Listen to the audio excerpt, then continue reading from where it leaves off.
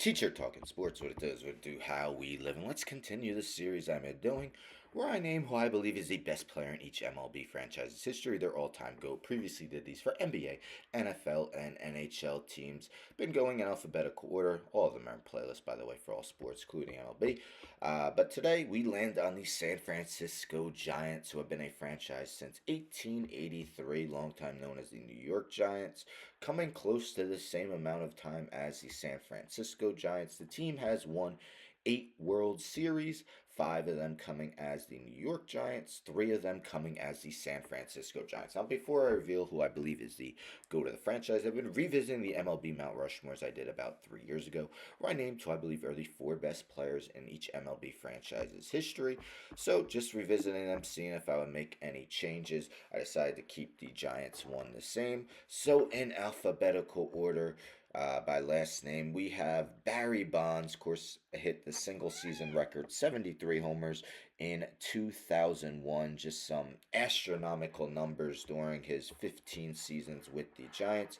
Christy Mathewson. Mathewson was inducted into the inaugural Hall of Fame class in 1936, won 372 games in 17 years with the New York Giants. Say Hey Kid, Willie Mays. Mays played a total of 21 seasons with first New York and San Francisco. Won 2 MVPs in his time with the team. And then Mel Ott. Mel Ott played his entire 22 season career with the Giants, connected on 511 homers, had a 304 batting average. So, long history and some great players throughout their history. So, some honorable mentions for the San Francisco Giants include, well, New York Giants as well: Juan Marichal, Willie McCovey, Buster Posey, Madison Bumgarner, Bill Terry, Roger Connor, Carl Hubble, Amos Russi, Mickey Welch, and Gaylord Perry, to name a few. With each of these at the end, I take a look at the active rosters, so if anyone has a chance to overtake the GOAT. Absolutely not. Make them Mount Rushmore, I sincerely doubt it, or at least be an honorable mention. We'll get to that shortly. But in the end, so many greats, so not exactly easy, but in a way, it kind of is.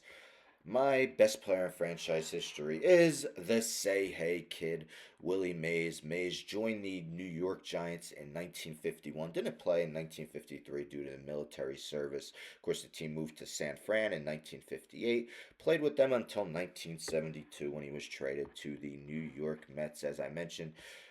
Mays won 2 MVPs with the team. They came in 1954 and 1965. He also had MVP finishes as a runner up twice, third, fourth twice, fifth, sixth, 3 times in his career.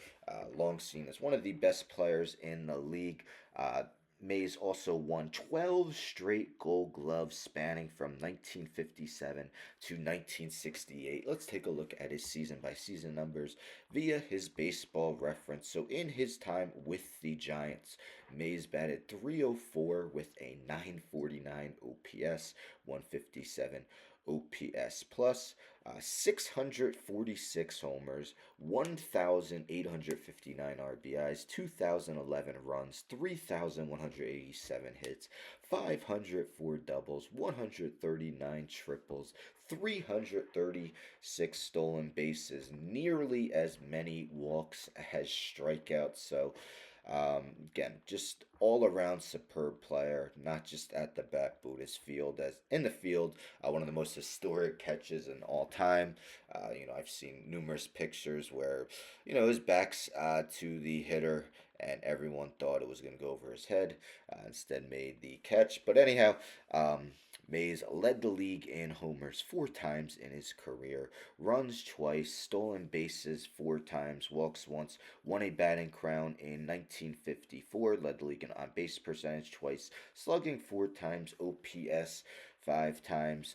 Mays twice connected on at least 50 homers. He also had another 4 seasons of at least 40. All in all, Mays totaled 10 seasons of at least 100 RBIs, including 8 straight seasons from 1959 to 1966. For 12 straight seasons from 1954 to 1965, Mays had more than 100 runs scored. Again, was a stolen base threat earlier in his career. Had a ton of speed.